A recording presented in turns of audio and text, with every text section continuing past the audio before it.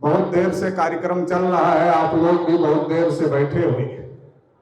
बहुत सारी बातें इस मंच से हो चुकी और सब ने कहा कि हम 52% हैं, हम 60% हैं, हम 65% हैं, हम 80% हैं, हम 85%। और हमारे तमाम महापुरुषों ने कहा है कि हम 90% भी। जगदेव प्रसाद कुशवाहा ने नारा दिया था, 100 में 90 शोषित है, 90 भाग हमारा है, धन धरती और राजपाट में 90 भाग हमारा है, शोषितों ने ललकारा है, 90 भाग हमारा है।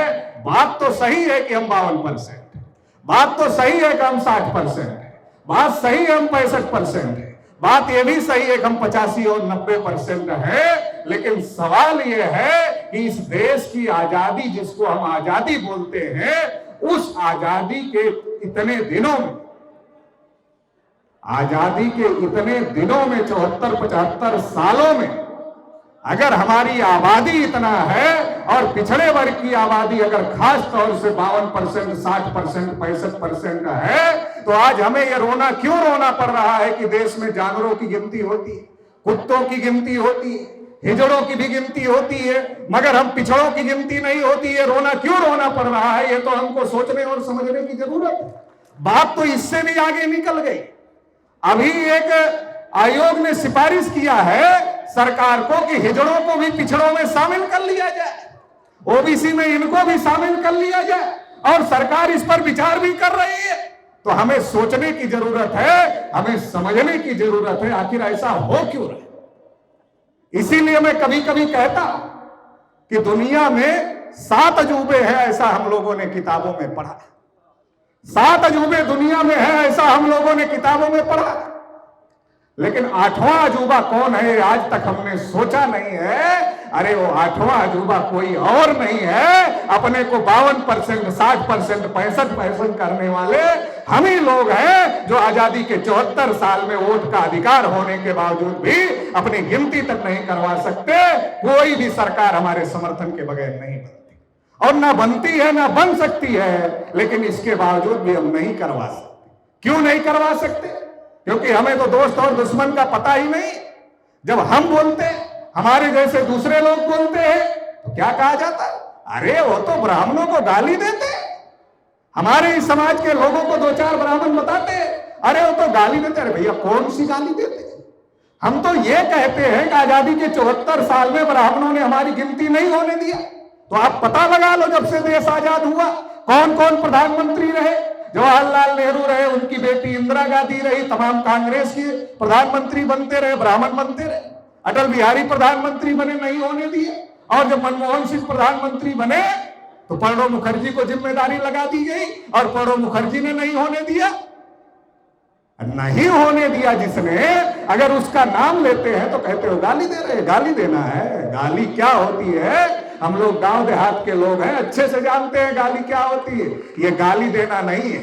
अगर देश की विधायिका पर 80% ब्राह्मणों ने, अगर देश की विधायिका पर ब्राह्मणों ने कब्जा किया है, देश की कार्यपालिका पर 80% ब्राह्मणों ने कब्जा किया है आजादी के 74 साल, अगर देश की न्यायपालिका पर कब्जा किया है, देश की मीडिया पर कब्जा किया है, ये बताना गाली देना है। ये डॉक्यूमेंट के आधार पर प्रूफ है, और ये बात उनको पता है जो हमारे लोगों को भड़काते हैं। और हम कोई नई बात कह रहे हैं, ये बात हम लोग नहीं जानते। जिस आजादी को आजादी आजादी आजादी आजादी हम रख रहे हैं, क्या हमारे पुरखे साहू जी महाराज उस आजादी को आजादी मानते थे?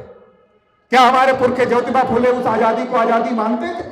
क्या बाबा साहब अम्बेडकर उस आजादी को आजादी मानते थे? क्या त्याग मूर्ति चंदापुरी आजादी मानते थे? अगर मानते तो तीसरी आजादी की बात नहीं करते।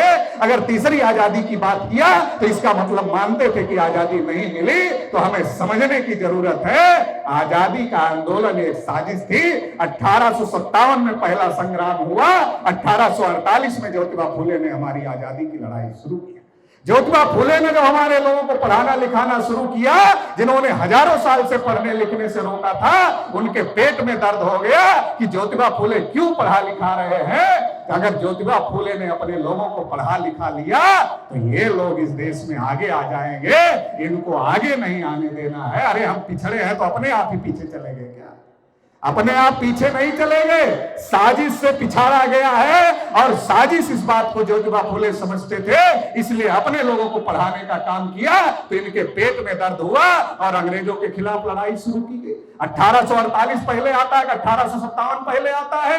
1848 में ज्योतिबा फुले ने हमारी आजादी की लड़ाई शुरू की। 1857 में पहला स्वतंत्रता संग्राम हुआ। और 1857 का जो संग्राम हुआ, मैं मेरठ गया था, मैं मिला था वहां उनके परिवार के लोगों से, जो गुर्जर समाज के लोग थे। उन्होंने 1857 की क्रांति करने का काम किया था। 1857 की क्रांति करने का काम मंगल पांडे ने नहीं किया था। मैं वहां जा करके वहां कार्यक्रम करके आया। जिन्होंने लड़ी भी उस आजादी की लड़ाई में, उनको कुछ मिला भी नहीं, उनका इतिहास से भी नाम गायब कर दिया। सरदार वल्लभ भाई पटेल के बारे में गांधी जी लिखते हैं, अगर मुझे सरदार नहीं मिलते तो मैं सफल नहीं होता। ये बात गांधी जी को याद थी, केवल उस समय भूल गए जब सरदार को प्रधानमंत्री बनाना था, तब गांधी जी भूल गए। बाकी गांधी जी को याद था। आखिर सरदार को प्रधानमंत्री गांधी क्यों नहीं बनाना चाहते थे? क्योंकि यह तय था कि इस देश से अंग्रेजों को खदेड़ा जाएगा और देश पर ब्राह्मणों का कब्जा कराया जाएगा। 15 अगस्त 1947 को अंग्रेज नाम का विदेशी चला गया और ब्राह्मण नाम का विदेशी देश का हुक्मरान बन गया। जाति आधारित गिनती किसने रोकी? जवाहरलाल नेहरू ने रोकी। आर्टिकल 340 संविधान में लिखा होने के बावजूद भी आयोग किसने नहीं बनाया? तो नेहरू ने नहीं बनाया। और जब बाबा साहब अम्बेडकर ने इस्तीफा दिया और चंदापुरी साहब और बाबा साहब अम्बेडकर ने मिल करके जब सभा किया बिहार के अंदर, जब बिहार के अंदर सभा किया, तो त्याग मूर्ति चंदापुरी जी को क्यों कहा जाता है? ऐसे नहीं कहा जाता। नेहरू ने अपना आदमी भेजा चंदापुरी जी को समझाने के लिए कि आपको प्रधानमंत्री जी ने बुलाया है, नेहरू जी ने बुलाया है। आज तो लोग टिकट के लिए कहते, अरे मुझे टिकट मिला, मैं कैसे बोलूंगा भाई। अरे चंदापुरी जी को नेहरू जी बुला रहे थे, आइए आपको केंद्रीय मंत्री बनाते हैं। चंदापुरी जी ने कहा मुझे टाइम नहीं है, मैंने बाबा साहब का कार्यक्रम लिया है, मैं उनकी सभा की तैयारी कर रहा हूं, मैं नहीं आ सकता। जब नेहरू के आदमी ने चंदापुरी जी की बात नेहरू को बताई, तो नेहरू ने पूछा, चंदापुरी जी को पूछो बाबा साहब अम्बेडकर की सभा करने के बाद में क्या आएंगे मिलने के लिए? तो चंदापुरी साहब जितना त्यागी थे और जितना अक्खड़ थे अपने समाज के हक अधिकार की लड़ाई लड़ने के लिए, इस बात से पता चलता है उन्होंने कहा ना अब आऊंगा, न तब आऊंगा, न पहले आऊंगा, न बाद में तुम्हारे पास आऊंगा। कई बार इंदिरा गांधी ने भी कोशिश किया, चंदापुरी जी नहीं गए क्योंकि चंदापुरी जानते थे ये हमारे हक अधिकार की लड़ाई नहीं लड़ सकते। साथियों, हमें दोस्त और दुश्मन की पहचान करनी होगी। ये बात ज्योतिबा फुले जानते थे, ये बात साहू महाराज जानते थे, ये बात बाबा साहब अम्बेडकर जानते थे। और इसलिए जब ज्योतिबा फुले के पास रनाडे गए और रनाडे कहने लगे कि फुले जी आप तो बहुत लोकप्रिय आदमी हो, अंग्रेजों को भगाना है, आ जाओ आजादी के आंदोलन में। तो ज्योतिबा फुले ने कहा, पंडित जी तुम ब्राह्मण लोग अंग्रेजों को भगा दोगे, राजा हो जाओगे, तुम हमारे जैसे कुलवी किसानों के साथ में बराबरी का व्यवहार करोगे? इसमें तो मुझे यकीन, मुझे विश्वास नहीं है। ज्योतिबा फुले को विश्वास नहीं था। छत्रपति साहू महाराज जब गए, छत्रपति साहू महाराज के पास तिलक गए और तिलक को साहू महाराज ने कहा आ जाओ आजादी की लड़ाई में। साहू महाराज ने कहा तुम ब्राह्मण लोग, मैं राजा हूं, मेरे साथ भेदभाव करते हो तो कल अंग्रेज चले जाएंगे, तुम्हारा राज आएगा तो हमारी प्रजा के साथ बराबरी करोगे? साहू महाराज नहीं गए। बाबा साहब अम्बेडकर कोलंबिया यूनिवर्सिटी में पढ़ रहे थे, लाला लाजपत राय उनको मिलने के लिए गए। लाला लाजपत राय ने कहा अरे आप पढ़े लिखे नौजवान हो, आ जाओ। बाबा साहब अम्बेडकर ने कहा देश की आजादी की लड़ाई है या देश के लोगों की आजादी की लड़ाई है, बताओ। न गांधी ने बताया, न नेहरू ने बताया, किसी ने नहीं बताया कि ये देश की आजादी की लड़ाई है या देश के लोगों की आजादी की लड़ाई है। देश तो 15 अगस्त 1947 को आजाद हो गया, मगर जो देश के लोग हैं, हम लोग पिछड़े वर्ग के लोग, हम पिछड़े वर्ग के लोग अगर 74-75 साल में इस देश में अपनी गिनती नहीं करवा पाए तो इसका मतलब 74-75 साल में हम आजाद नहीं हुए।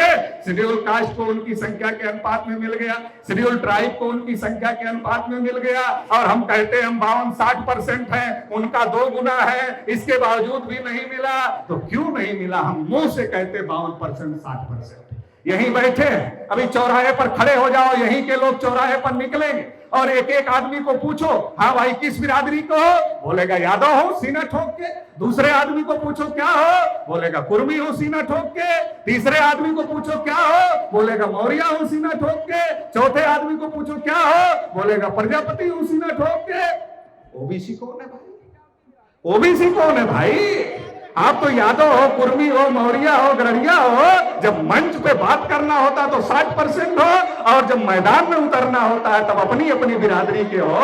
ये जो बिरादरीवाद का नशा है यही आपको अधिकार नहीं लेने दे रहा है। एक तो बिरादरीवाद का नशा है तो उन्होंने तरीका निकाल लिया, अच्छा इनके ऊपर बिरादरीवाद का नशा है, इनके बिरादरी का भी एक राज्य मंत्री बना दो, इनके बिरादरी का भी एक आदमी बना दो, इनके बिरादरी का एक डिप्टी सीएम बना दो। कौन सी उस मंत्री की कोतवाल सुने? कोतवाल तो सुनता ही नहीं है, दूसरा की तो बात ही छोड़ दो, तो सुनेगा नहीं, दिखाने के लिए बना दो।